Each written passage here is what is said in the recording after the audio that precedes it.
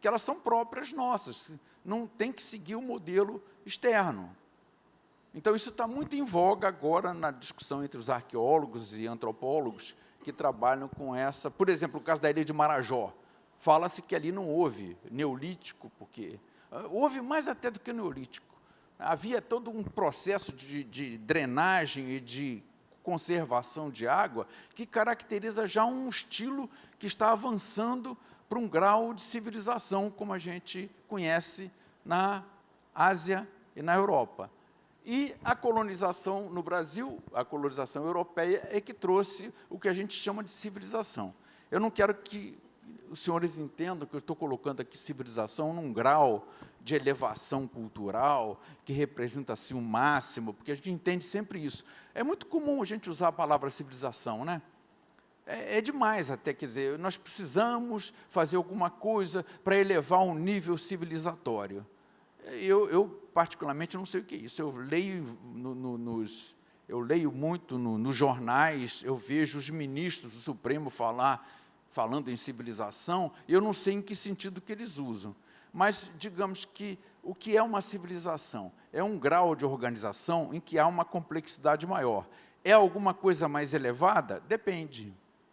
Se quiser um grau elevado de espiritualidade? Depende. Pode ser que não. Pode ser até que seja um grau inferior, porque a guerra se aprimora muito mais entre os povos que se estabeleceram, que se sedentarizaram, que desenvolveram agricultura, pecuária e cerâmica, escrita, principalmente, que diz que a civilização nasce com a escrita, e ao contrário, a escrita nasce com a civilização. E existem certas civilizações, como a Inca, por exemplo, como a Andina, né, que acabou dentro de um império construído pelos Incas, que não conhecia a escrita. Os astecas não conheciam muito bem a escrita. Os maias, por outro lado, conheciam não só a escrita, tinham uma escrita tão aprimorada, assim como tinha um calendário extremamente preciso para a época. Só foi superado no século XIX pelo calendário astronômico que nasceu no Ocidente. Então, eles já conheciam isso com bastante tempo. Há certos povos que alcançaram esse nível de civilização, ou desenvolveram esse nível, e tinham um modo transhumante ou seminômade, como, por exemplo, os mongóis nas estepes da Ásia Central.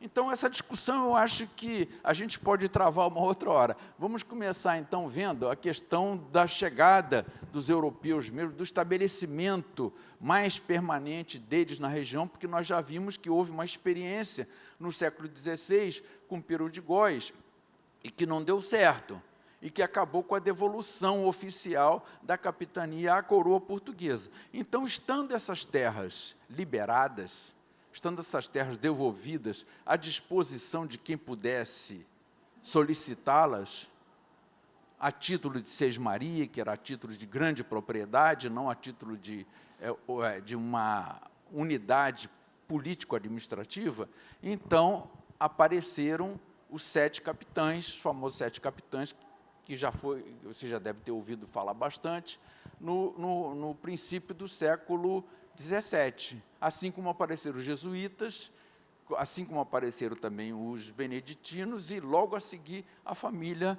Correia de Sá e Benevides. Então, podemos ver o próximo para a gente entrar nisso. Essa é a fase de estabelecimento de uma cultura europeia na costa do que a gente hoje chama de região norte-noroeste fluminense. A colonização começou pela costa. Já não podia ser de outra maneira. Tinha que ser pela costa mesmo. Porque ninguém ia chegar e ancorar o seu navio e sair desatinado do Brasil adentro para chegar no Tratado de Tordesilhas. Quer dizer, havia um receio muito grande de encontrar vários problemas. E havia esses problemas. A barreira natural e a barreira indígena representavam, assim, uma forma de retenção dos europeus na costa. Então, foi na costa, entre o rio Macaé e o rio Iguaçu, que começou a instalação de uma cultura europeia. Há uma discussão a esse respeito que eu já levantei aqui, talvez outras pessoas mais tenham levantado também. Quem chegou primeiro, né? Se foram os pescadores de Cabo Frio ou se foram os 7 capitães pecuaristas do Rio de Janeiro e da região dos lagos também. Bom, eu sei que, numa discussão assim regionalista, São João da Barra vai defender que os pescadores chegaram primeiro. Chegaram trazidos por Lourenço do Espírito Santo. De fato, aparece esse nome nas atas da Câmara Municipal, do Senado da Câmara de São João da Barra. Como eu já falei aqui, mas aparece tão mais tardiamente que ele não deveria estar mais vivo, então era um filho dele.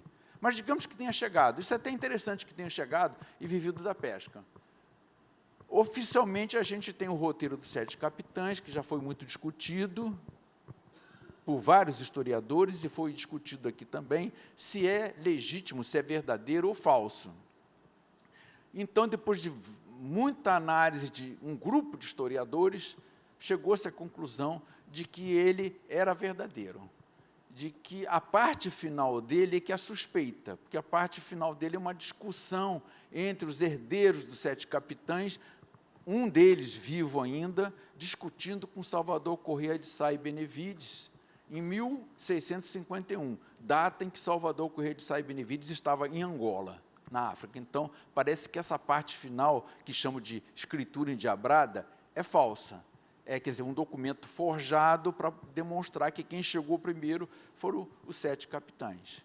Mas toda a parte inicial, toda a parte dos 3 roteiros, de Macaé a Campos, eu fiz esse roteiro a pé, né, para verificar se a geografia coincidia, e coincidia muito bem. Então, eu fiquei impressionado com isso, né, de saber que, por aquilo que a gente despreza, por aquilo que a gente não vê, é que a gente consegue confirmar. Quem é que passa por uma lagoa e fala, que lagoa é essa? Que peixe tem aqui? A gente passa e nem sequer vê.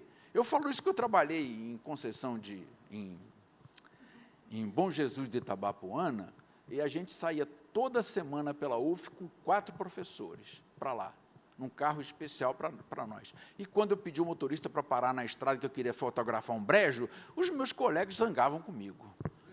Zangavam porque achavam que, como é que esse negócio de ver brejo? O que tem brejo? Eu falei, não, isso aqui é interessante. É interessante para você, para a gente não interessa. Então, quando me pediram para levar pessoas, meus colegas, levar a um lugar bonito aqui em Campos, eu levei na Lagoa Limpa, eles detestaram. Detestaram porque tinha que descer ribanceira, e acharam que tinha mosquito, e eu falei, que beleza que isso aqui, vocês não estão vendo nada de bonito? Que bonito que a gente quer um lugar civilizado, que tenha assim, cerveja, que tenha sanduíche, que tenha... É isso que a gente quer. Você traz a gente para esse fim de mundo, para esse mato aqui. Então, eu fui vendo, com o roteiro, acompanhando o roteiro primário que eu tinha, quer dizer, aquele que foi publicado pelo Instituto Histórico e Geográfico do Brasil, fui constatando que, de fato, batia, a realidade batia com o caminho que eles fizeram. 3 vezes fizeram esse caminho. Na verdade, 4, porque um não deu certo porque foi por mar. Se fosse por mar, tivesse dado certo, eu não teria como comprovar. Porque eles saíram de Macaé, numa embarcação antiga, né, e foram até as proximidades do Cabo de São Tomé. E ali, então, o mar estava tão violento que um deles, uma pessoa de bordo, caiu no mar, eles acharam que tinha morrido, voltaram para Macaé e dali seguiram a pé pela costa, registrando tudo que eles viam. E aí, de fato, havia um escrivão contratado que foi anotando tudo que os capitães falavam, né, e ele foi anotando, registrando a viagem. E o que caiu no mar não morreu, foi encontrado entre os índios depois, e foi uma alegria muito grande, né? Mas, então, depois que a Baixada foi dividida em 4 partes. Primeiro, os heréus, os herdeiros dos heréus, que são os 7 capitães. Os jesuítas que chegaram logo depois, eles também pediram terras a título de Sesmarias. mais ainda, depois, os beneditinos, isso tudo no século XVII, nos beneditinos e a família Corrêa de Sá e Benevides, que restauraram, inclusive, a capitania, agora com outro nome, Capitania de Paraíba do Sul. Mas, então, eram 4 grandes domínios, e os pobres, os pequenos, se arranjavam aí no meio, né? Então, ficou essa questão, daí aquela famosa luta que vai ocorrer no século seguinte, que você já deve ter estudado, e que Bento Pereira se destacou muito, né, entre os herdeiros dos 7 capitães e a família Corrêa de Sá e Benevides, os herdeiros também dessa família. Bom, o que se trouxe para cá, então? O que se trouxe? Qual era a intenção de colonizar a região norte fluminense? A planície dos Goitacazes. Qual era a finalidade? Em princípio, era criar gado, porque a Baía de Guanabara ou a Baía do Rio de Janeiro não tinha terras suficientes para a criação de gado, já que era assim, uma fatia rica, né, uma fatia bastante fértil para o plantio de cana e para o estabelecimento de engenhos. Então, a planície da Baía do Rio de Janeiro, que é uma planície muito estreita, serviu para isso. O gado precisava de espaço. Então, encontraram esse espaço, embora muito tomado pela água, no norte fluminense. E era também uma estratégia de ocupação do território. Isso aí já estudaram os historiadores, o professor Maurício Abreu estudou isso muito bem, quer dizer, o Rio de Janeiro criava Cabo Frio como uma sentinela avançada para proteger o Rio de Janeiro. Aí Cabo Frio criava Macaé para ser protegido. E aí Cabo Frio criava Campos também para se proteger. E depois Campos foi criando mais para se proteger também. Então entraram o boi, em primeiro lugar, mas logo em seguida a cana, que percebeu-se que as terras eram apropriadas, eram férteis para isso.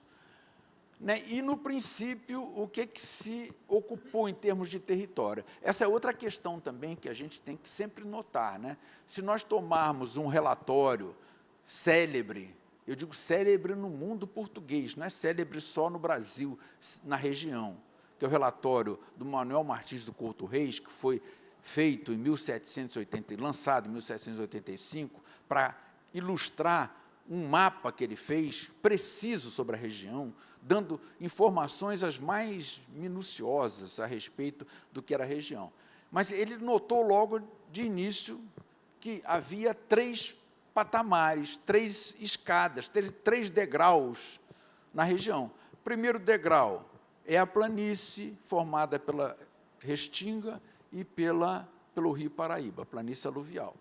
Segundo degrau, um pouco mais elevado, mas ainda baixo, que são os tabuleiros que ficam na margem esquerda do Rio Paraíba.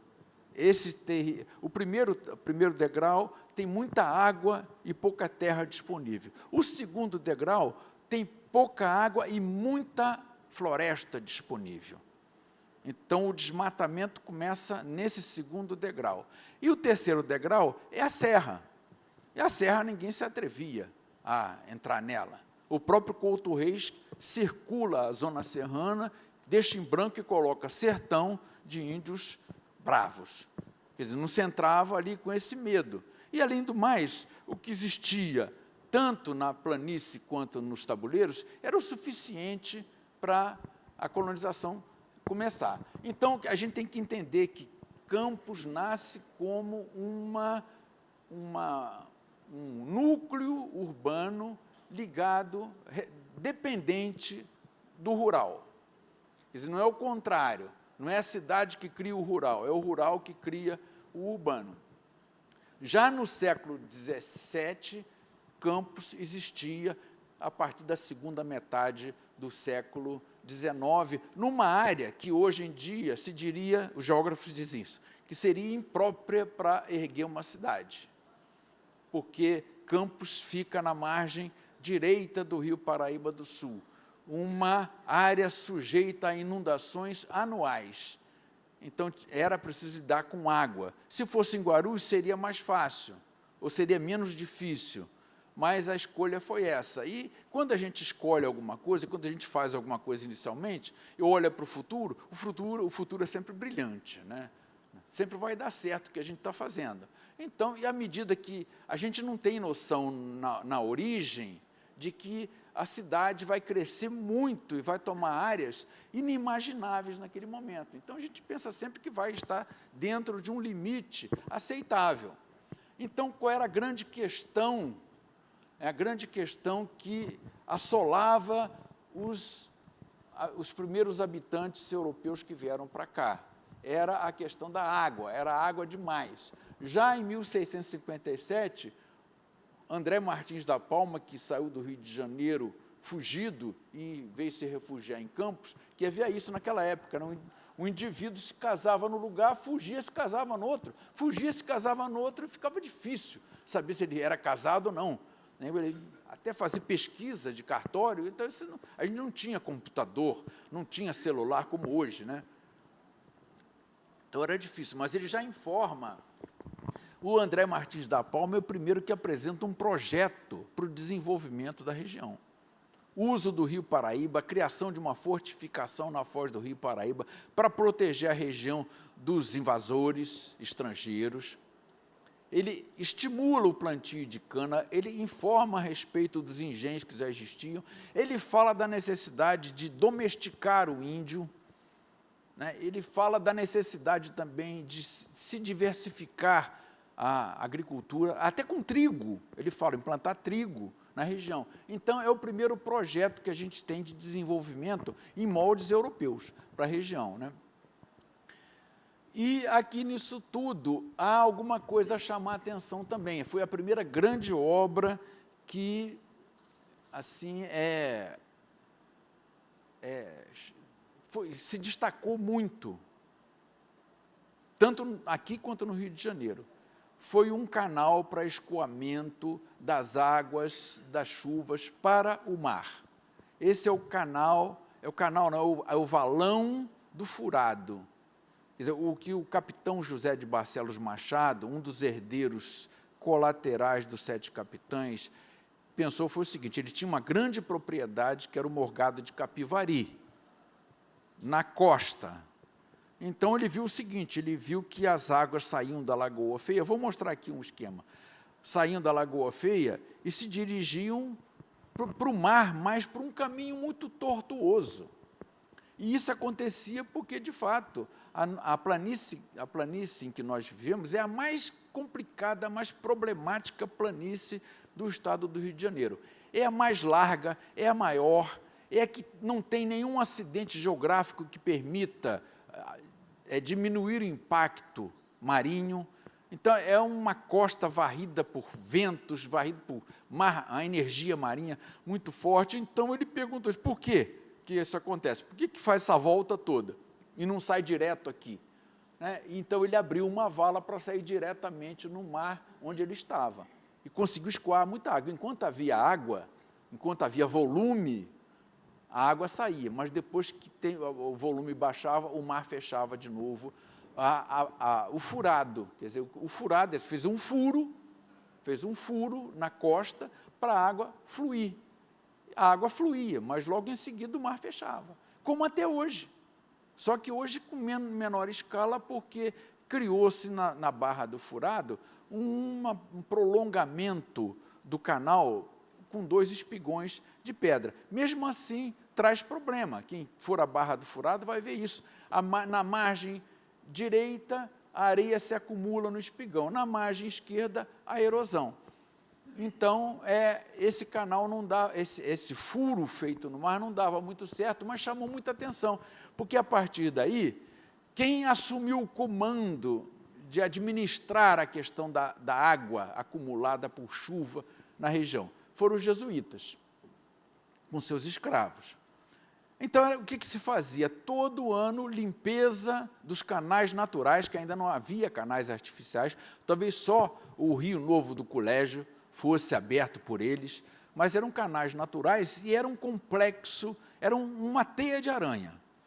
E aí os jesuítas abriam anualmente esse furo, a água fluía para o mar e logo depois fechava. Então, mais adiante vai ser necessário fixar a barra do furado, né? E, por enquanto, atendia perfeitamente às necessidades locais. E aí, também, nessa fase inicial, nós temos, assim, informações muito preciosas trazidas pelo Marquês de Lavradio, que era vice-rei do Brasil, né, e que mandou fazer um relatório sobre o Brasil todo, e houve contribuições de campistas que deram informações a ele, porque ele tinha que fazer esse relatório a fim de repassar o governo para o seu sucessor, que era Luís de Vasconcelos e Souza, isso no século XVIII. Então, esse relatório contém informações ricas, inclusive a estatística. Tem uma parte de estatística que é bastante significativa. E as informações que ele dá são bastante distintas das de hoje. Por exemplo, a gente pensa que a cana sempre dominou. Aí, por esse relatório, ele mostra que, ao lado da cana, havia outras lavouras muito importantes, como o algodão, por exemplo, como o feijão, como a abóbora, como o milho, e que a cana não dominava soberana ainda. Isso porque, como Campos ficava muito distante do Rio de Janeiro e de Salvador, para aquela época, né, ficava distante, então, era necessário produzir tudo em volta, tudo em casa, para não ter que promover importação. Então, havia a criação não era apenas de boi, mas cavalo, né? Havia outros animais domésticos, animais domesticados, que eram criados também para atender ao mercado interno e para atender até às necessidades fora do mercado. No meu quintal eu produzo isso, porque isso vai me servir. Por exemplo, o algodão é muito importante para fazer roupa para os escravos. Então, o algodão vai ser plantado. Agora, a ideia de plantar trigo do André Martins da Palma, isso nunca colou aqui na região, né?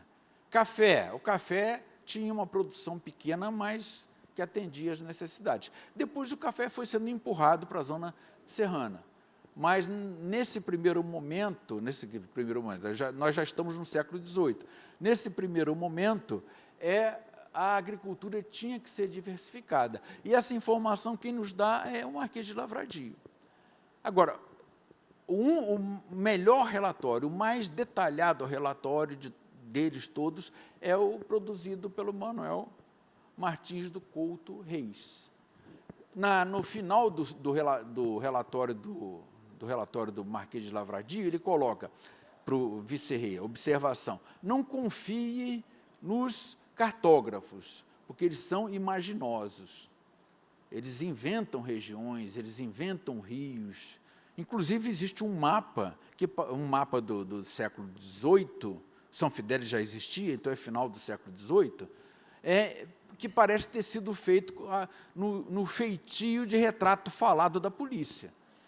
Um indivíduo chega com as informações, um outro cartógrafo registra, e aí pergunta: o Rio Paraíba é para lá ou para cá? Não, eu acho que é para cá. Não, é para lá. Então, ficam as duas. Quer dizer, um rio que vai para São Fidélis e outro rio que segue em direção a Macaé. Quer dizer, há uma bifurcação, devia ser o contrário, a bifurcação devia ser no final, e não atrás, não a montante, né? E esse mapa mostra isso. E mostra, por exemplo, a geografia estava toda fora do lugar. Os tabuleiros estavam na planície, então parece que esse mapa, que é bastante conhecido, que está estampado no Museu de Campos, é um mapa forjado, um mapa nesse estilo, imaginoso e feito por terceiros, e não por aquele que visitou o local. Então, diante disso, parece, eu não vou garantir, mas parece que o Luís de Vasconcelos e Souza tomou por princípio sempre indicar um bom cartógrafo que pudesse fazer um trabalho digno de conhecimento, de informação. A cartografia é muito importante para o dominador. É muito importante porque ela fornece informações, porque ela fornece a consistência do terreno, né? Que ela fornece como é o terreno, como trabalhar nesse terreno, né? E eu achava que isso aqui era uma coisa única, particular da região. Mas depois comecei a ver que no Brasil todo se procedia assim. Depois comecei a ver que nas colônias portuguesas se procedia assim. Então, há relatórios fantásticos sobre a Guiné Portuguesa, há relatórios notáveis sobre Moçambique, há relatórios assim muito precisos sobre Goa, sobre Macau, na China, que era um domínio português. Mas em nenhum deles eu encontrei assim esse grau de detalhamento e esse grau de conhecimento, de entendimento, né, do Manuel Martins do Couto Reis, que estava começando a carreira dele de militar. Ele era um capitão de infantaria que tinha conhecimentos de cartografia. Então, ele trabalhou em vários lugares do Brasil fazendo levantamentos cartográficos. E eu não encontrei até hoje um que tenha se equiparado a ele nesse detalhismo. Basta dizer que parece que ele fez 2 mapas, que era difícil fazer um mapa naquela época. Fez um mapa, errou, não havia como apagar, fez um segundo, né, para colocar um detalhe bem pequeno, né, no mapa dele. Então, esse documento, eu até trouxe para mostrar, com bastante orgulho, que é esse livro aqui que o arquivo editou.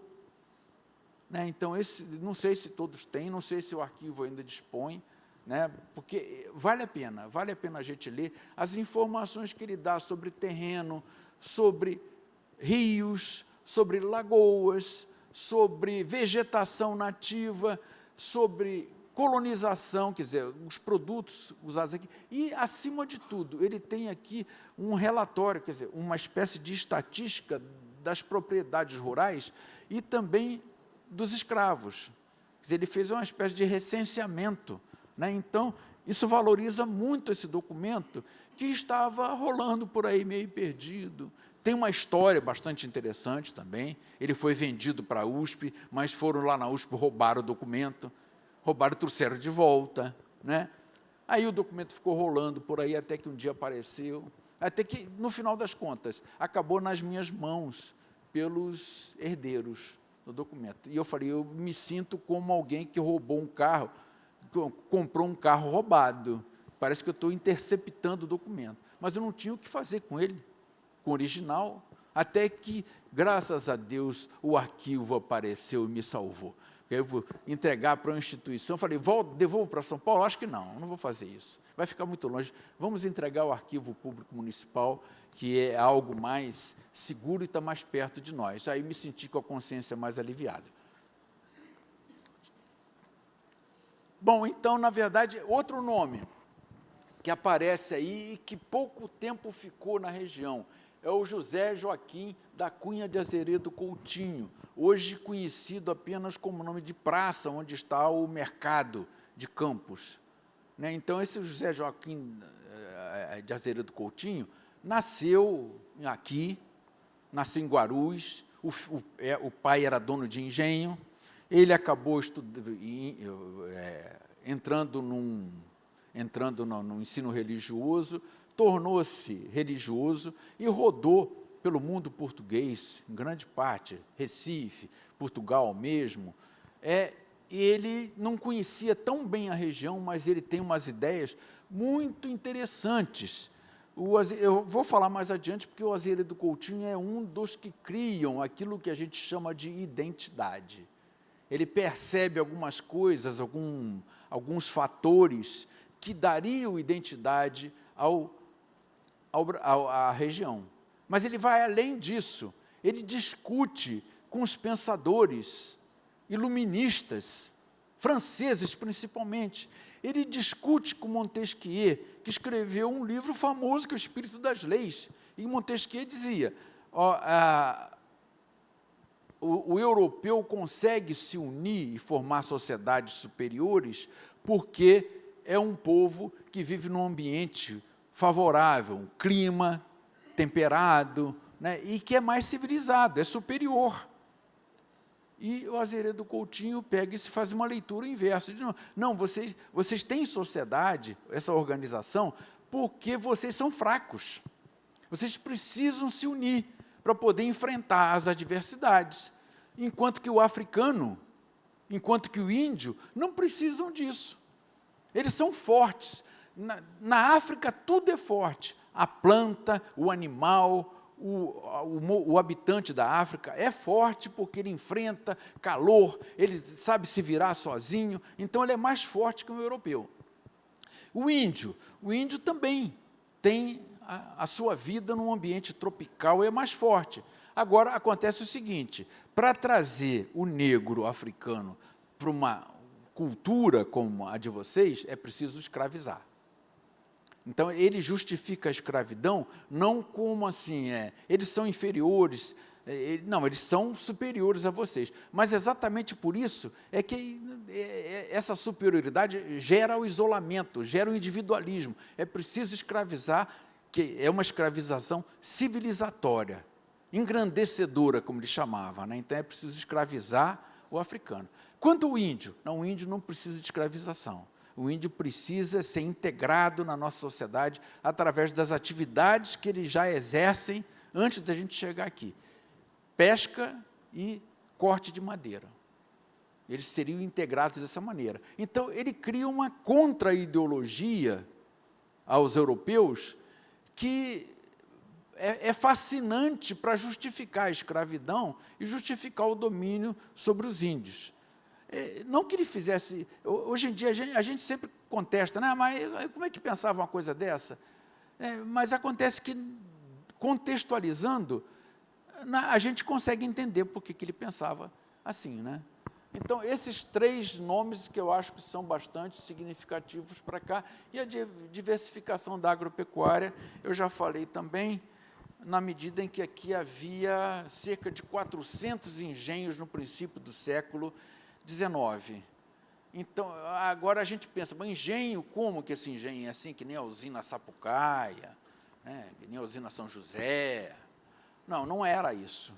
Eram pequenas unidades produtivas, uma casinha coberta com telhado de palha, a moenda era girada por animais, ou por escravos, ou por água, quando fosse o caso, onde tivesse queda d'água. Então, produzia muito pouco. O montante que podia ser um pouco maior, porque eram muitas unidades produzindo. Um historiador e economista francês teria dito, nessa fase anterior à Revolução Industrial, ou anterior ao capitalismo monopolista, havia muitos coelhos. Depois a gente vai ter poucos elefantes, que são grandes unidades produtivas que vão se instalar na região no final do século XIX. Então, podemos agora entrar na fase de consolidação da colonização. Ou então, primeiro, entender como funcionava o sistema hídrico da região, que isso a gente quase não conhece. Primeiro, a gente não conhece porque não tem interesse. Segundo, a gente não conhece porque é muito complicado. Então, a gente poderia dizer que existem 2 eixos de fluxo de água, de drenagem na região. O número 1, no alto, indica o rio Paraíba do Sul, que é o rio em torno do qual forma-se toda a planície. Mas a gente não pode reduzir tudo ao rio Paraíba do Sul, porque entre o primeiro 1, que está aqui à minha esquerda, e o primeiro 2, também à minha esquerda, havia um divisor de águas, há um divisor de águas muito alto, muito importante, que é a Serra do Mar, e que a gente chama aqui de Imbé. Então, enquanto o rio Paraíba trazia águas da zona serrana do outro lado do Imbé, o rio Imbé trazia águas da vertente atlântica dessa serra. Então, quem colhia essas águas que desciam pela vertente atlântica? O rio Imbé mesmo. O rio Imbé, que por sua vez desemboca na Lagoa de Cima, que por sua vez escoa suas águas pelo rio Ururaí, que por sua vez desemboca na Lagoa Feia, que impressionou profundamente os colonos, que recebe água do rio Macabu e que acaba desembocando num complexo que foi chamado de pequeno delta da Lagoa Feia, e que é, na verdade, o sistema, a bacia do Iguaçu. Então, o 2 vai seguindo ali até o ponto em que ele entra no mar. Então, ele entrava no mar lá. O escoamento existia? Existia, mas era muito lento. E isso não interessava, não atendia às necessidades da agricultura e da pecuária. O escoamento tem que ser mais rápido. Então, o que fez o capitão José de Barcelos Machado, que é a grande obra que chamou a atenção no momento, 1688, podemos ver no próximo slide, o que ele fez. O que ele fez foi isso. Ele abreviou o escoamento de água por Barra do Furado, criando essa Barra do Furado, criando uma vala, porque o rio é esse aqui, ó, o rio original é o Rio Barro Vermelho, é um nome, quer dizer, é um fluxo só. Rio Barro Vermelho, depois o Rio do Furado, seguia em frente, pegava o Rio Viegas e aquele canal do Farol. No conjunto, isso aqui se chamava Rio Iguaçu. E os afluentes também descem da Lagoa Feia. E essa água toda fluía para o mar, só que demorava mais. O interessante nisso tudo é que as obras feitas no século XX vão seccionar, vão cortar esse rio no centro. Ficou só a parte de trás, que é muito bonita ainda, que eu fiquei impressionado de existir um rio com aquela beleza, e a parte final, que a gente chama de Lagoa do Açu, e que é muito mais bonita do que o princípio. Agora, o meio está todo ele fragmentado. Então, a ideia que se tem é que se possa reconstituir esse rio na sua integridade. Coisa que vai ser muito difícil, né? Porque a urbanização já impediu muito isso, já fez muitos cortes, muitas barragens no meio do rio.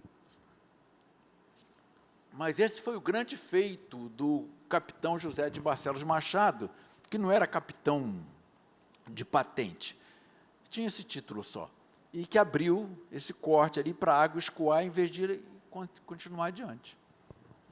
Acho que, não sei, dizer que a gente entende, a gente diz que entende, mas demora, tem que insistir muito nisso para saber como é que funcionava o sistema todo.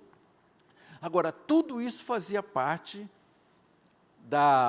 do delta do Paraíba, que o Paraíba é que organiza isso tudo. Por exemplo, a gente não sabe que em 10 mil anos, nesses últimos 10 mil anos, primeiro havia um continente maior do que existe hoje. Depois, o mar avançou sobre esse continente até 5.100 anos, chegando à Lagoa de Cima. E depois o mar começou a recuar e o Rio Paraíba foi tomando esse espaço e formando a planície. Então, são 3 momentos.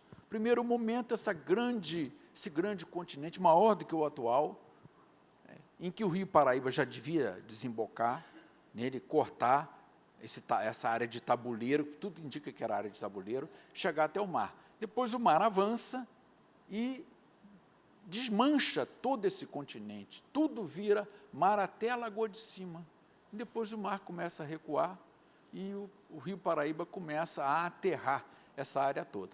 Eu sempre falo que a maior obra que se fez aqui na região foi pela empresa Paraíba e Oceano Atlântico, Companhia Limitada.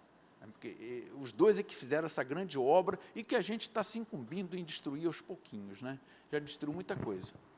Podemos ir adiante e passar para o século XIX, que é a fase de consolidação. Então, aí no século XIX, nós vamos ter viajantes europeus que vinham muito equipados intelectualmente para poder conhecer a região, para poder conhecer os solos, para conhecer a flora, conhecer a fauna. Então, isso foi possível porque houve a abertura dos portos, em 1808, quando a família real portuguesa teve que sair de Portugal por conta das guerras napoleônicas e por estímulo da Inglaterra, que a Inglaterra queria um Brasil, queria um Portugal livre, mas não podia ser lá, porque Napoleão já tinha invadido a Espanha, já tinha colocado um parente dele na Espanha também, e já ia invadir Portugal. Então, quando Napoleão entrou em Portugal, a família real já tinha vindo embora. 15 mil pessoas portuguesas, da aristocracia portuguesa, vieram para o Brasil.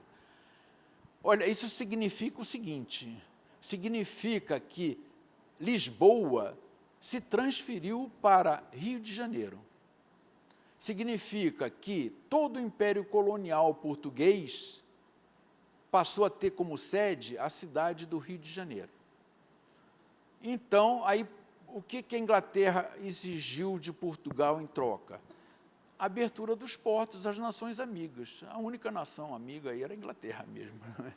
Nesse momento. Então, a Inglaterra tinha interesse.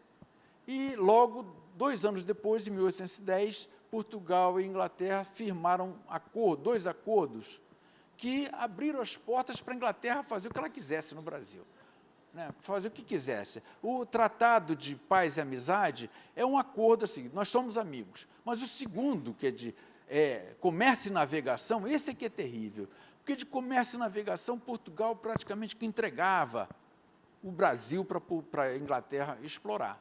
Para vocês terem uma ideia, basta dizer que a Inglaterra exportava para o Brasil raquete, daquela que a gente usa para andar na neve, não tendo neve aqui. E exportava caixão de defunto. A gente não precisaria nunca dessas coisas aqui. Agora, o tapinhoã, que era uma madeira extremamente nobre para a construção naval, a Inglaterra se apropriou do tapinhoã e de outras coisas mais, né? Então, o que ajudou também a entrada dos europeus, depois das guerras napoleônicas, ou até antes mesmo, né, foi a abertura dos portos. Então, em 1815, as guerras napoleônicas não tinham acabado ainda. E o príncipe Maximiliano de Wied-Neuwied, um Estado alemão, que a Alemanha não era unificada ainda, não existia uma Alemanha só, eram várias Alemanhas, ele era príncipe, mas era o 10º na linha de sucessão. Aí ele pensou, eu não vou ser nunca príncipe desse principado, eu vou ser o quê? Eu tenho dinheiro, eu tenho interesse científico, eu estudo, lutou nas guerras napoleônicas contra Napoleão, eu vou organizar uma expedição ao Brasil, com o dinheiro que ele tinha. Aqui no Brasil se encontrou com mais 2 alemães naturalistas e resolveu fazer uma viagem assim, antológica, que é lindíssimo de ler o livro dele, né? Viagem ao Brasil, de 1820, que ele publicou na Alemanha, depois saiu em outros lugares. Essa edição, o nosso amigo Genilson aqui conseguiu para mim, a edição alemã. Eu não sei ler alemão, né? Mas comprei aquilo em 2 volumes, só para poder sentir o cheiro e para poder ver aquelas gravuras maravilhosas. Que já fez a primeira edição de Viagem ao Brasil do príncipe Maximiliano de Wied-Neuwied, que saiu do Rio de Janeiro em 1815, passou pela nossa região e foi até Salvador. Chegou em 1817 em Salvador, bastante estropiado. Vocês imaginam o que seria uma viagem dessa naquela época? Não tinha trem. Fazer de barco era possível fazer, mas ele queria ir por terra, claro. Ele é naturalista, especialista em aves.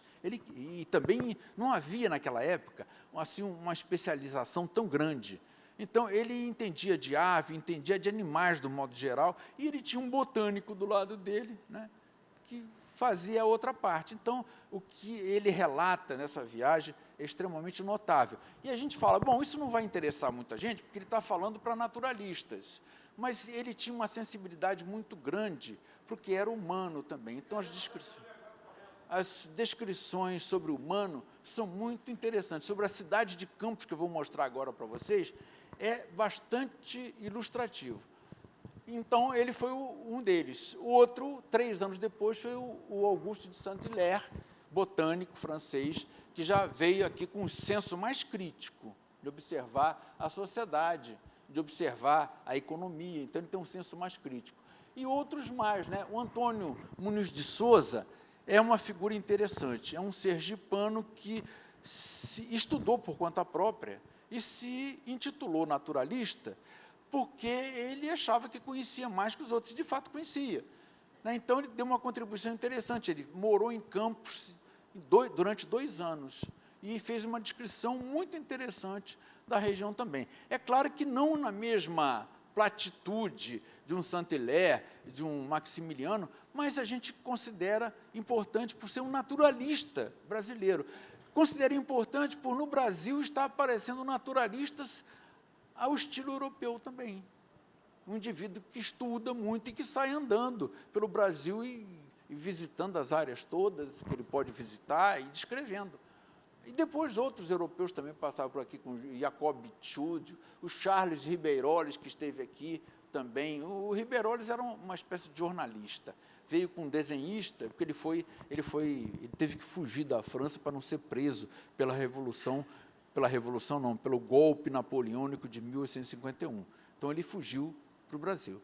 E veio até a nossa região também, subiu até São Fidélis, e também apresentou um projeto de desenvolvimento para a região. Uma figura que poucas pessoas conhecem, esse Millier de Saint-Adolphe, que viveu bastante tempo no Brasil e acabou fazendo um dicionário geográfico e histórico.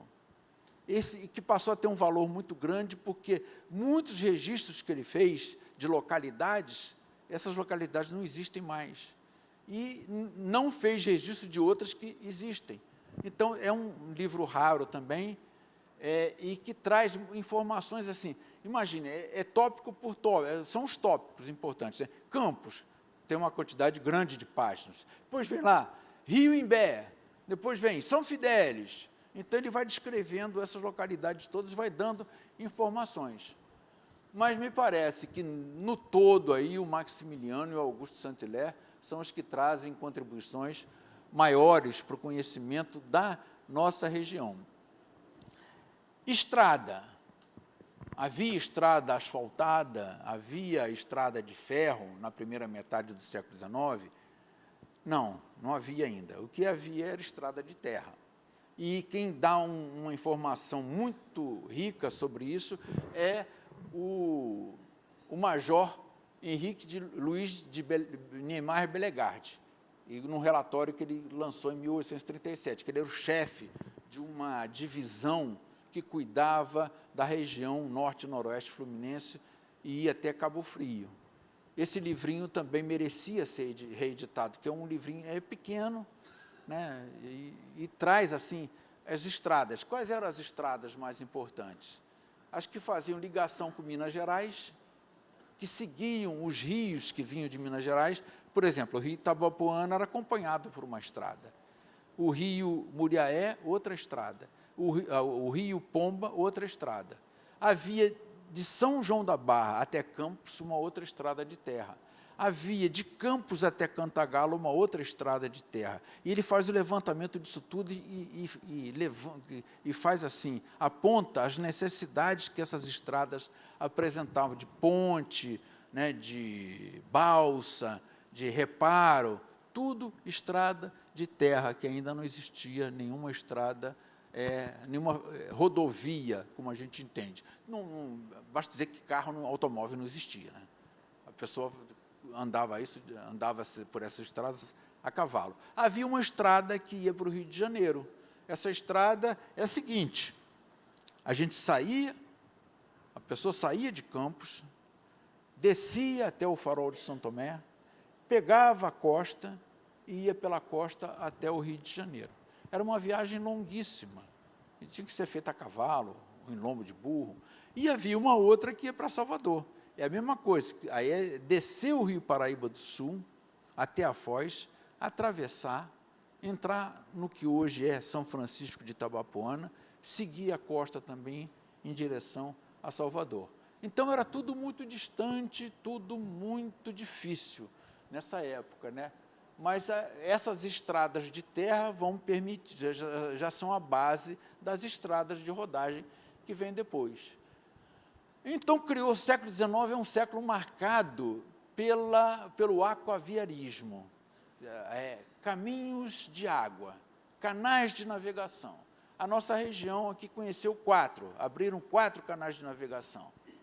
O canal Campos Macaé, que é o mais famoso, o canal do Nogueira, que ligava o Rio Paraíba, pretendia chegar até a Lagoa do Campelo, não chegou nunca, né? O canal da Onça, ligando o Rio Muriaé à Lagoa da Onça, e indo mais adiante ainda, porque havia muita árvore, muita madeira para ser extraída. Então, esse Porto da Onça, Porto da Madeira, aliás, que ficava lá adiante da lagoa, na continuação do Rio da Onça, era mais usado para comércio. Havia também o canal como é aquela lagoa que fica em São Francisco hoje em dia. Espera que eu já vou lembrar. Mas não apenas isso. Havia navegação da Foz do Paraíba até o primeiro desnível de água no Paraíba, em São Fidélis. Cacimbas, o nome do canal. Canal de Cacimbas, que hoje está abandonado. E havia também navegação, saindo da Foz do Paraíba, subindo o rio Muriaé até onde hoje é Cardoso Moreira. Então, os rios permitiam essa navegação, e não era para canoa, não. Navegação de vapor de médio calado. Existia isso. E mais as ideias de abertura de canais.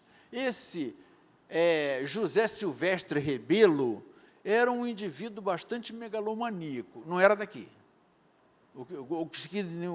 Isso não significa que não houvessem megalomaníacos aqui, não. Mas ele era bastante megalomaníaco. Ele idealizou o canal do Império. O canal do Império começava no Rio Grande do Sul e terminava em Belém do Pará. Como fazer esse trajeto todo? Aí ponderaram, como fazer isso? Tem montanha no meio? Não, isso não é problema. A gente chega perto da montanha, faz uma elevatória, eleva o barco que atravessa a montanha, desce do lado de lá e continua. Né? E era muito mais fácil, e é até hoje muito mais fácil, simplesmente pegar um barco em Porto Alegre e ir até Belém do Pará pelo mar, que não tem desnível nenhum, praticamente. Mas era aquela coisa, uma grande obra no século XIX marcava um governo, dando a esse governo assim, uma importância muito grande. E ele fazia isso em nome do imperador, Dom Pedro II, né? E ele incluiu os canais projetados aqui para a região como partes desse grande canal que ele idealizou. Quer dizer, a pessoa que mais se interessou pela abertura de canais, que tem memórias escritas, 2 memórias escritas sobre canais, foi o Visconde de Araruama, né, o José Carneiro da Silva, que, na verdade, ficou com com a incumbência de abrir uma parte do canal Campos Macaé. Eram quatro empresários, aí cada um queria fazer o canal de um jeito, então foi necessário unificar, para não dar confusão. Mas quem idealizou o canal Campos Macaé pela primeira vez? Sem usar esse nome, dizendo a abertura de um canal entre o Rio Paraíba e o Rio Macaé é viável. No final do século XVIII, o Azeredo Coutinho, José Joaquim da Cunha de Azeredo Coutinho, propôs esse canal, assim como propôs muitas outras obras no Brasil todo, que mais tarde vão ser realizadas. Agora, o que aconteceu é que as ferrovias logo tornaram os canais obsoletos.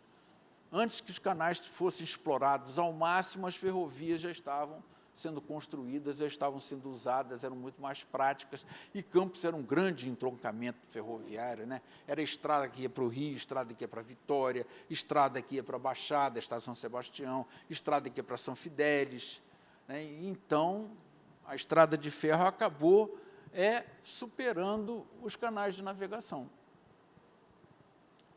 Aqui é interessante também observar o seguinte, Campos está crescendo cada vez mais a partir de 1935, né, enquanto cidade. E está assumindo uma posição intermediária entre Rio de Janeiro e Salvador. E Campos, então, começa a entender que, eu acho que o professor Eugênio falou sobre isso, sobre os movimentos de emancipação de Campos no século XIX, na primeira metade do século XIX. Quer dizer, não havia nenhuma intenção de se criar um novo país. Não havia intenção de independência. Mas a intenção de criar uma nova província, uma nova unidade para o Brasil, isso existia. E isso ficou muito claro no movimento de 1855, em que a Câmara Municipal de Campos votou uma proposta de criação de uma nova província, pegando uma parte do Rio de Janeiro, um pedacinho da zona da Mata Mineira e o sul do Espírito Santo. Capital onde seria? Campos. Então, a ideia foi essa, de criar uma nova província ali, subordinada ao Império, mas uma nova província, diminuindo a província do Rio de Janeiro, diminuindo a província do Espírito Santo e a província de Minas Gerais. Bom, a vila de Itapemirim, no sul do Espírito Santo, na foz do rio Itapemirim, aceitou. Houve um abaixo-assinado de 10 mil assinaturas, dizendo que Itapemirim preferia ficar com Campos do que ficar com Vitória, Vila Velha. Ou já tinha sido elevada a cidade, de Vitória. Então, ficar com Campos, porque Campos era mais perto e o território é muito semelhante. Então, havia uma movimentação, uma ligação maior, um intercâmbio maior entre a vila de Itapemirim e a cidade de Campos. A ideia não foi adiante, foi vetada, né? O governo do Espírito Santo não aceitou, de Minas Gerais também não, a Câmara do Senado, né, não aceitou também, o Senado Imperial não aceitou, e o resultado é que Campos voltou a ser Campos, mas a mística de uma nova província ou de uma nova capital vai terminar no princípio dos anos 2000. Até os anos 2000, no princípio, 2001, eu até escrevi sobre isso. Em 2001 havia proposta ainda de dividir o estado do Rio e Campos ficar como capital da parte do norte. Assim como a ideia de transferir a capital do antigo estado do Rio, que englobava a Guanabara, deveria sair de Niterói para Campos. Quando a capital foi transferida temporariamente de Niterói para Petrópolis, Campos fez uma grita muito grande que queria que a capital fosse aqui. Então, essa mística continuou até o princípio do século XXI, com pessoas brigando na Câmara Municipal aqui, articulistas escrevendo nos jornais. Então, essa ideia continuou ainda. Agora, a gente tem que pensar também aqui que a grande modernização da indústria açucareira aparece no final do século XIX, que a França e a Inglaterra fabricavam usinas novas, usinas que eram implantadas por operários franceses ou ingleses. Quer dizer, o usineiro comprava uma usina e ela vinha importada da Europa e era montada aqui. E esses funcionários, esses operários ainda ficavam aqui para ensinar como usar a usina. E aí o governo imperial criou 2 tipos de unidade produtiva, né? Criou o engenho central e a usina. O engenho central era só a parte industrial, não podia ter a parte de produção agrícola. É bem verdade que ninguém respeitou isso.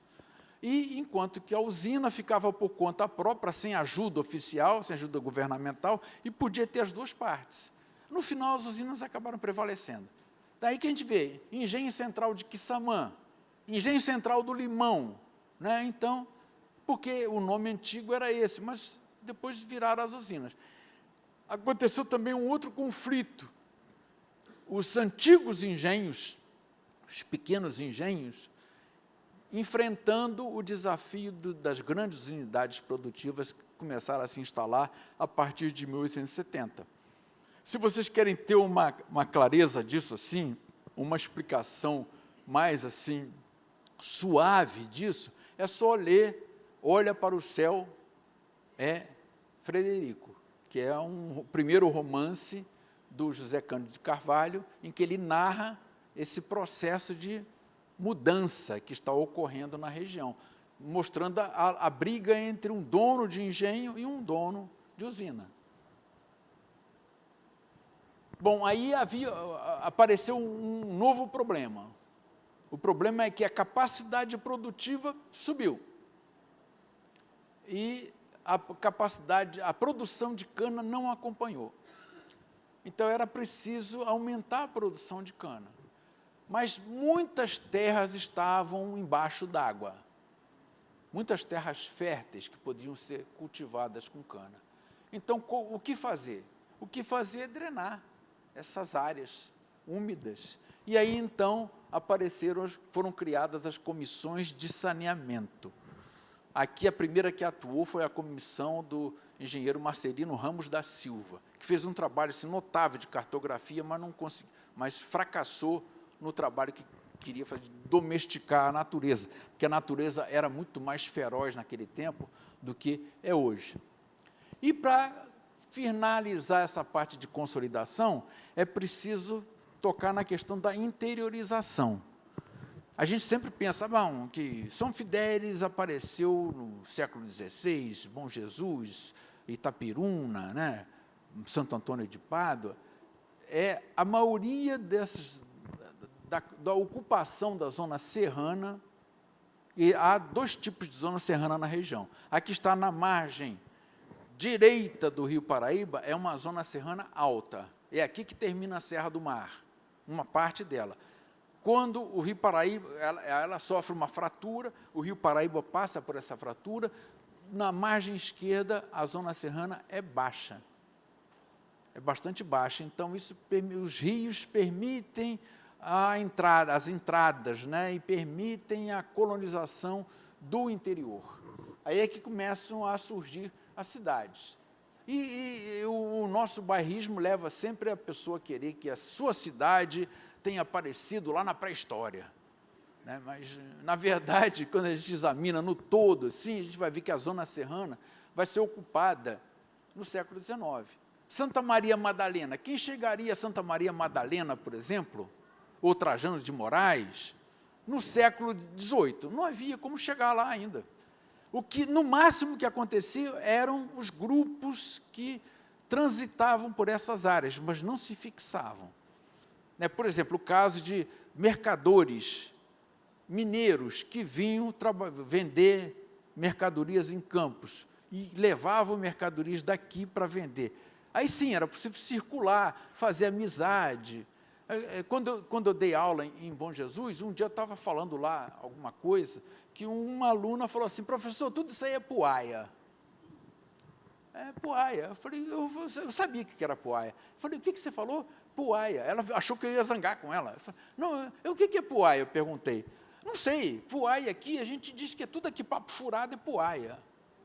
Aí eu falei, tem sentido.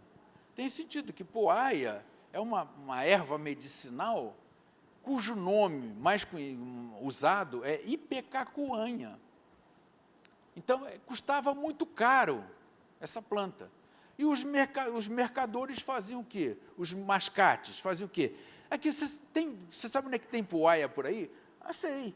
Olha, se você trouxer, o máximo que você trouxer, eu pago tanto por cada plantinha dessa. Era uma ninharia. Isso não vale nada, eu vou te dar um dinheirinho aí para você fazer isso por mim. O indivíduo não sabe direito o valor daquilo no mercado, então o mercador é que contava puaia. E aí ficou essa história de contar puaia. Falar puaia é sinônimo de conversa fiada. E as pessoas não sabem a origem disso mais, né? Então, no século XIX, eu queria só mostrar agora como o Maximiliano descreve a cidade de Campos, que eu acho que vocês vão achar que não tem nada a ver com Campos atual. Então, vamos lá ver se passa isso. Então, essa descrição que ele fez em 1815 mostra assim, a importância de Campos entre Rio de Janeiro e Salvador. Eu sei que todo mundo aqui sabe ler, mas eu vou ler para poder dar o ritmo, que aí todo mundo vai me acompanhando, porque se eu deixar cada um ler por conta própria, eu não sei qual é a velocidade que cada um lê, chega, não sei se já leu e eu passo adiante, né? Então, vamos lá. É, sem dúvida, admirável que esse útil, pelo menos o boi como elemento civilizatório, depois a cidade, esse útil animal, pela extraordinária atividade e o cuidado dos europeus, já se encontre na maior parte do globo. No norte, o boi pasta nas frígidas florestas de Bétula, na zona temperada, nos nossos aprazíveis vales relvosos, entre matas sombrias de faias, nos trópicos, sob palmeiras e bananeiras, nas ilhas dos mares do sul, debaixo das melaleuca, metrocideros e casuarina. Indispensável ao homem civilizado, o boi, multiplicando-se por toda parte, engrandece-lhe a riqueza e prosperidade. Então, a questão que eu tenho trabalhado, que é o motivo, assunto de um livro próximo meu, é que a globalização, a europeização do mundo está em coisas muito pequenas. Capim-furachão, né? Quem conhece esse capim aqui acha que é nativo, não tá, ou então nem nota. A gente vai ver que ele foi trazido da Índia. Assim como eu peguei lá uma gravura muito bonita do Linschoten, que é um holandês que trabalhou para o bispo de Goa. Ele coloca lá como plantas típicas da Ásia, ele coloca jaca, está certo. Jambo, está certo. Manga, está certo. Aí ele coloca caju, está errado, porque caju é daqui. Ele coloca abacaxi, está errado, é daqui da América também. Então, está havendo uma mixórdia botânica e zoológica pelo mundo que os europeus começaram a fazer, levar uma espécie para cá, para lá.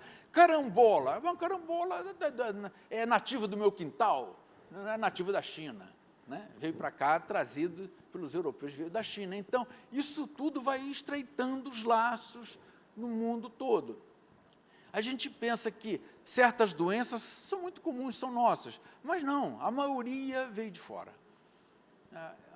Hoje em dia, a gente não sabe mais, isso tudo está difundido pelo mundo inteiro por esse processo de globalização. Mas vejam bem, a globalização não é uma globalização, assim, uma iniciativa de vários países. A globalização é uma iniciativa europeia em relação ao mundo todo. É uma espécie de domínio sobre o mundo, primeiro um domínio bem explícito, através de colônias. Hoje, um domínio pela economia. Então, aí o Maximiliano tem bastante lucidez para perceber que o boi é um elemento de integração, é um elemento de europeização do mundo. Agora sim, agora a cidade de Campos, que essa aí merece a gente ler. O boi caçado em Ubatuba, no município de Quissamã atualmente, desenho do próprio Maximiliano. O Maximiliano tinha essa característica. Os naturalistas europeus do século XIX aprendiam a desenhar. Não havia máquina de retrato, então tinha que desenhar e tinha que ser bastante detalhista nos desenhos. Mas o Maximiliano não é. Ele não consegue ser um bom desenhista, mas ele consegue ser um desenhista interessante, porque ele tem assim, um estilo mais, assim, vamos dizer, primitivo, naif, como a gente chama hoje em dia, né? E que, chegando na Europa, ele dava esses desenhos, esses esboços que ele fazia para a irmã dele, que era desenhista, e ela, então, passava a limpo, né, para ele poder publicar. Isso está lá no livro que eu comprei, está lá nesse livro, beleza esse desenho. Eu acho que tem um frescor muito mais interessante do que um desenho que buscasse ser fotográfico. Vamos à cidade de Campos, finalmente. Bom, Campos, em 1815, segundo vide Maximiliano, é atualmente a zona mais próspera entre o Rio de Janeiro e a Bahia. Toda a região é ocupada por fazendas dispersas e plantações. E na margem sul do Rio Paraíba, que é essa margem direita, que corta essa fértil planície, cerca de 8 léguas do mar, fica uma importante vila, que, de certo, merece o nome de cidade. Em 1815, Campos era vila, não era cidade ainda. A vila de São Salvador dos Campos dos Goitacás tem de 4 a 5 mil habitantes. A população de todo o distrito é calculada em 24 mil almas. E de ordinário chamada... ali tem acento? É de ordinário chamada simplesmente Campos. sendo razoavelmente edificada e possuindo ruas regulares e calçadas na sua maior parte, bem como belos edifícios, alguns dos quais de vários andares. Balcões fechados com rótulos de madeira, a antiga moda portuguesa, são ainda comuns. Próximo do rio há uma praça, onde fica o edifício público em que se reúnem as autoridades municipais, e no qual, além disso, está a prisão. Isso aí era muito comum no século XVIII e XIX, né? A casa de câmara e cadeia. Embaixo, a cadeia, em cima, a câmara. O que motivou o Carlos Drummond de Andrade a escrever um conto sobre isso, de um fugitivo, de um presidiário que foge, vai para a Câmara e fica discutindo com o vereador, no final das contas, não saber quem era quem. Né? Bem apropriado para os dias de hoje. Desculpe, eu estou falando numa Câmara Municipal. Não tem nada a ver, tá? Não tem. Retiro. Mas o conto tem essa intenção mesmo. Quem é aqui que está lá embaixo, quem está aqui em cima? Deixa eu ver. Há na cidade 7 igrejas, 5 boticas e um hospital, com capacidade para cerca de 20 doentes. Hoje seria muito pouco. O lazareto, que era o lugar em que eram tratados aqueles que tinham a doença de São Lázaro, que é a lepra. O lazareto é dirigido por um cirurgião, deixa eu ver, que além do que consta haver no lugar médicos muito mais competentes que em outras partes da costa, onde muitas vezes se procura em vão um profissional digno de confiança. Quer dizer, ele está valorizando Campos, ele inclusive tinha mais capacidade para fazer isso, porque não é campista, não é brasileiro, está dando uma opinião assim bastante abalizada, bastante equilibrada.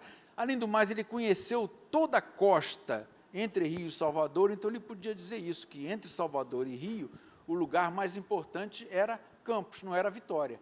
E vamos mais adiante, continuando com essa descrição. A situação da cidade é bastante aprazível. Acompanha em longa extensão a margem do Belo Paraíba e oferece lindo panorama, especialmente quando vista da estrada, rio abaixo. A paisagem ribeirinha é sempre animada, uma quantidade de gente, na sua maioria de cor, agita-se continuamente, entregue ao comércio e a outras ocupações. Pratica-se em Campos ativo intercâmbio de diversas mercadorias. A região do Paraíba acima produz, nesse particular, grande quantidade de açúcar. Existem grandes engenhos junto ao pequeno rio Muriaé, que desemboca na margem norte do Paraíba, oposta a São Salvador. Café, algodão e outros produtos agrícolas dão otimamente, aquilo que eu falei da diversificação, até verduras europeias. Isso é muito importante para o europeu, encontrar aqui um pedaço da Europa, né? Já encontrou o boi, agora encontra verdura. E mais ainda o que ele encontra aqui, ele fica sabendo aqui em Campos que Napoleão foi finalmente derrotado na Europa. A notícia chegou para ele, não tinha jornal ainda não. O correio que vinha a cavalo do Rio de Janeiro trazendo notícia. Então ele ficou muito contente com isso, que ele é antinapoleônico, né? Onde é que eu parei? O principal produto, entretanto, é o açúcar e a aguardente dele destilada. Há entre os habitantes gente opulenta, possuidora de vastos engenhos perto do rio, em alguns dos quais se ocupam 150 escravos ou mais. Além da aguardente, produzem-se em cada um desses estabelecimentos, anualmente, 4 a 5 arrobas de açúcar. Nessa região, no Paraíba e no Muriaé, já em 1801 havia 280 engenhos, dos quais 89 grandes e muito lucrativos. Quando a gente pensa, o grande não era grande, era mais, acabou. Tá, então, tudo bem. Aí, então, de fato, é essa descrição que ele faz do Rio. Vamos adiante, eu vou pular por conta do tempo, que daqui a pouco as pessoas estão chegando aí. Então, olha, eu queria só dizer o seguinte, que o Maximiliano anotou, na margem do mapa que ele usava, que ele desenhou a cidade de Campos, mas o desenho se perdeu. Eu fiquei com uma raiva muito grande de quem sumiu com esse desenho, né, porque eu queria ver a cidade de Campos em 1815. A gente não tem uma imagem da cidade nessa época, da vila, né? Mas vamos adiante. Depois eu deixo o slide, aí você pega. Bom, aí finalmente a grande transformação, que é século XX. Aí são os planos urbanísticos de Saturnino de Brito, né, do Coimbra Bueno, em 1944, Saturnino, em 1902, as comissões de saneamento que se empenharam na drenagem das muitas lagoas para aumentar a produção de cana. O DNOS foi a mais importante delas e que veio terminar a sua vida em 1990. A interiorização prossegue cada vez mais com a divisão dos municípios em novos municípios. As transformações em campos são muito grandes em termos de cidade, né? Em termos de economia. Esses movimentos autonomistas que aparecem dentro de Campos ou dentro do estado do Rio de Janeiro, as rodovias, a Petrobras, que chegou aqui no final dos anos 70, o Complexo do Açúcar, que começou na primeira década do século XXI, e a abundância tão grande, decantada no passado, está à beira da escassez. Ou seja, a cana teve assim uma sobrevida, um ar de renovação com o pró-álcool, mas isso acabou logo e hoje em dia a cana praticamente não é mais um sustentáculo forte da economia. Basta dizer que a gente só tem uma usina. Das 33 usinas registradas na década de 30, a gente ficou com uma só, usina grande, né? Então, a gente saiu da abundância e caminha para a escassez, até no plano natural, porque fala-se cada vez mais que a gente sai de uma área úmida, de um tempo úmido, para um tempo semiárido, né? E vamos, para a gente concluir só, o que mais que eu tenho que mostrar? Aqui a obra do DNOS, na margem direita do Rio Paraíba do Sul, na década de 40, entre o Rio Paraíba e o Canal da Flecha. Uma obra de drenagem muito grande, com muito dinheiro despendido.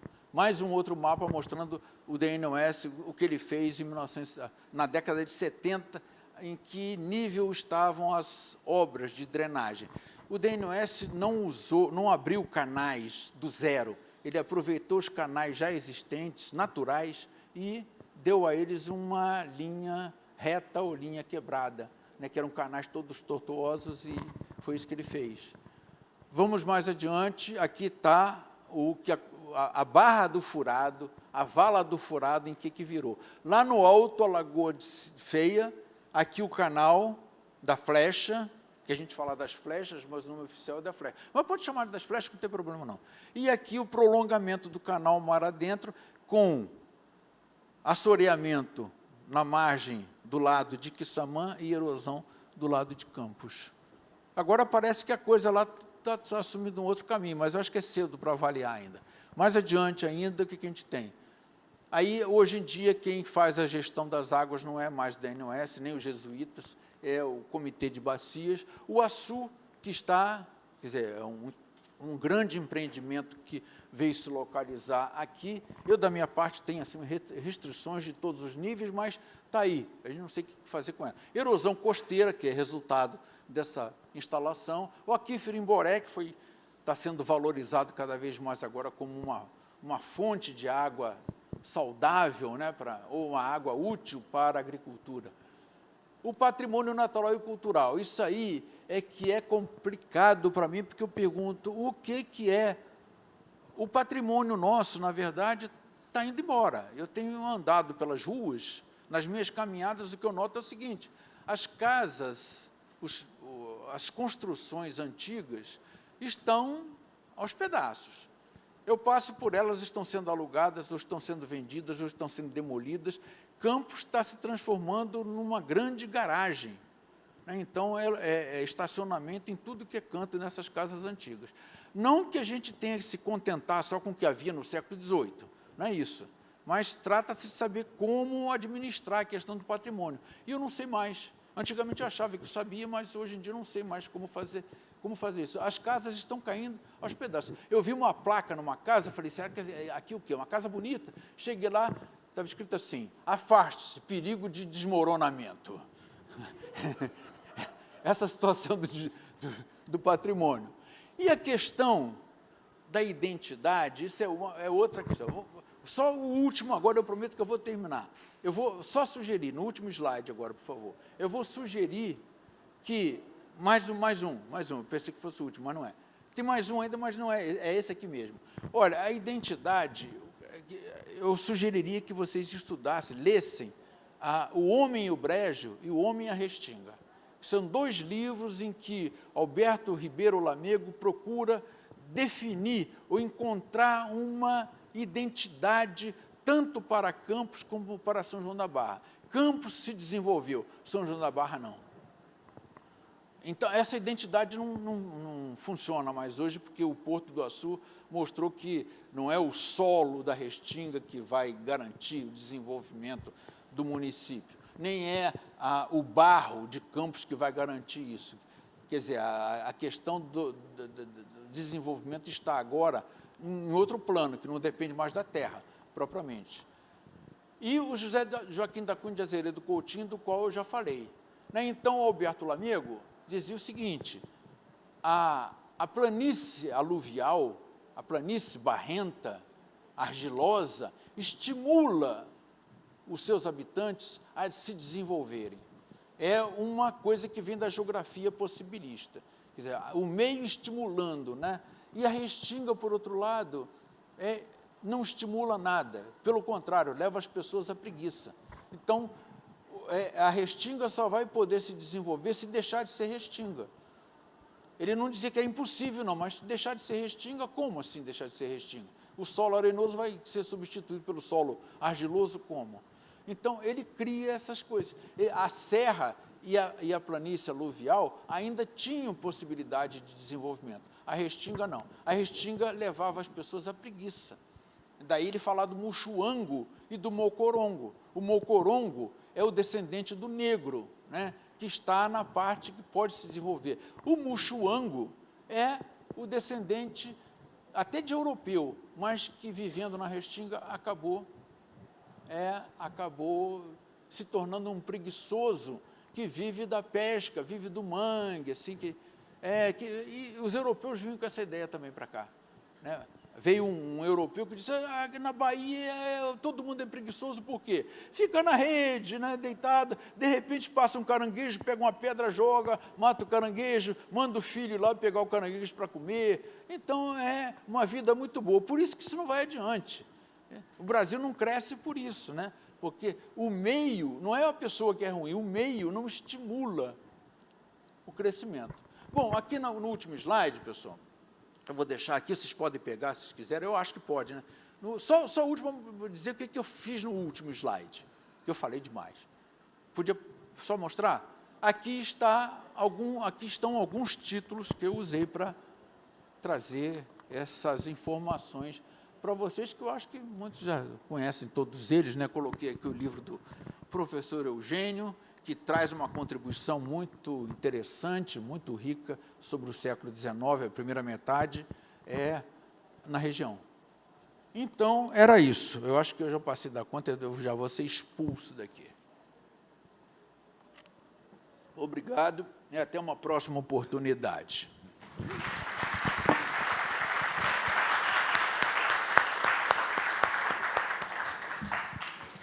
Professor Sofiati, nós que agradecemos a presença mais uma vez, a disponibilidade, né, de estar conosco nesse curso. O senhor esteve no dia da abertura e hoje também, né, nos brindando com tanto conhecimento.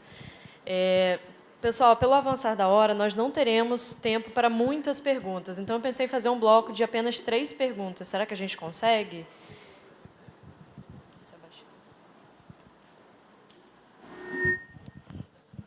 Parabéns de novo, professor Sofiati.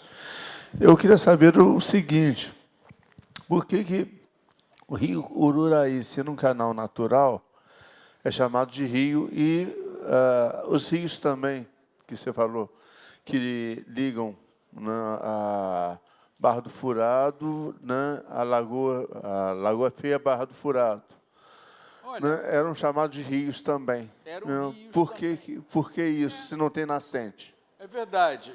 Olha só como é que a questão do rio Ururaí. Era todo ele um rio construído pela natureza, né? Até que o DNOS